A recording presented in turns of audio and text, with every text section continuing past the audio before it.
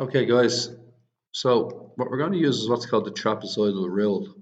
Okay, and the trapezoidal rule is h over 2, and the way I learned it is first plus last plus 2 times the remaining. Okay, now let me explain that the trapezoidal rule is an estimate. It's not exactly, it doesn't give you the exact area, it gives you an estimate. Okay, now the h value, equal intervals of 10 meters. So this means that all of these are 10 meters going all the way across these little parts here. The red line, the green line, and the blue line are all 10 meters. Okay, so the A value is 10 over 2.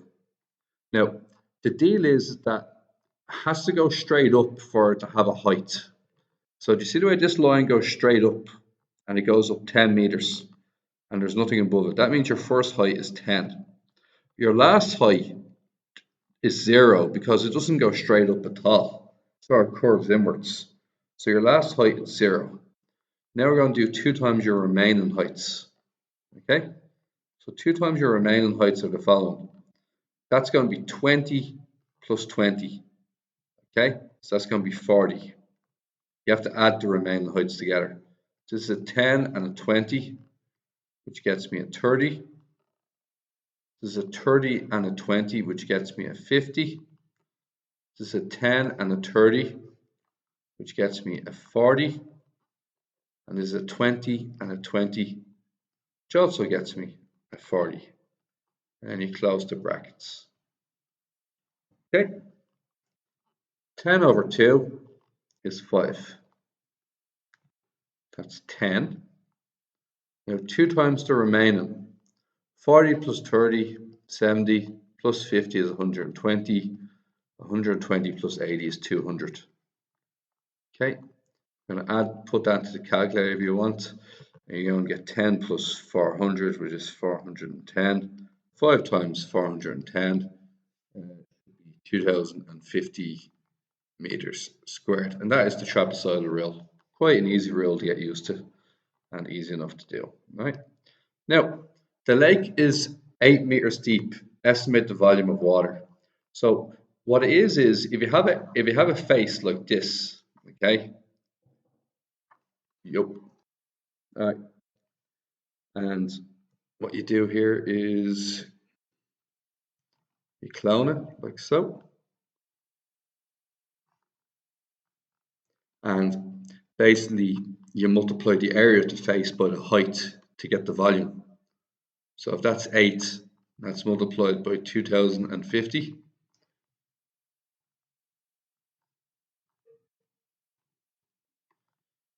You get 16,400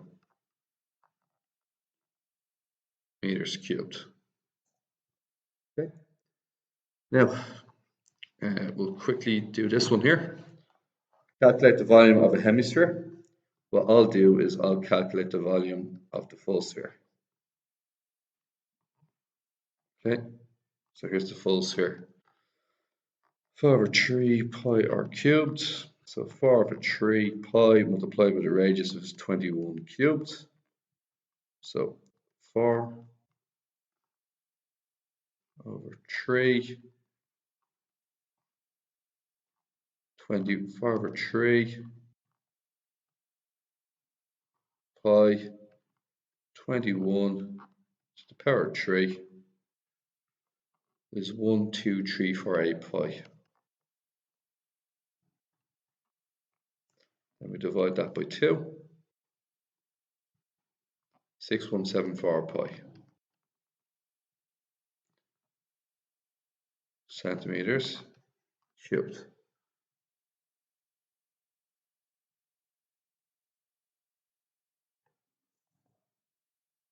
Or 74 pi centimeters cubed, right? Now, a buoy in the lakes has the shape of a hemisphere surmounted by a cone. The volume of the cone equals the volume of the hemisphere. So the volume of the cone equals the volume of the blue part. Now, the blue part, we already have the answer for it. Its volume is 6174 pi. Now, if you look up your tables, the volume of a cone is 1/3 pi r squared h. And it says the radius is 21. So it's 1/3 pi 21 squared h equals 6174 pi. The pi's cancel, right? And what we're going to do is 1/3 of 21 squared, divide that by 3, and we're just going to get 147. So throw all that into the calculator and you get 147h equals 6174. Divide the 6174 by 147.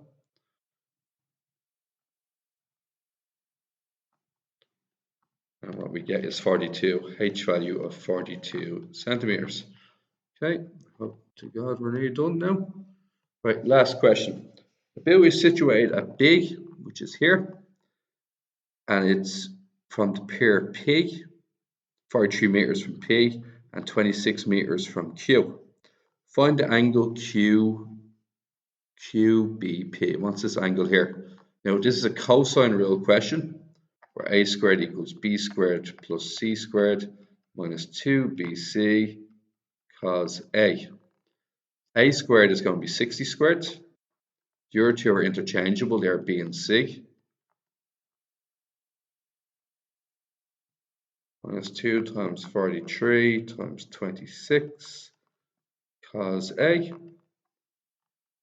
3600 equals 43 squared plus 26 squared, 2525. 2 times 43 times 26 minus 2236 cos A. Now please remember, this is an angle question, and in the angle question we leave this like a protective bubble. We just don't go near this part to the very end of the question, okay?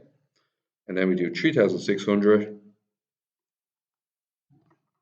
take away 2525 equals 1075. That equals minus 2236 cos A. That's multiplication on the right, which makes a division on the left. And then we're just going to cos inverse that, and then we're done.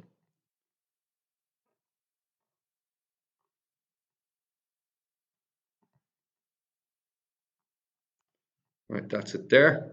And then we're just going to go shift, cos inverse our answer. When you cos inverse that, you get 118.74 degrees.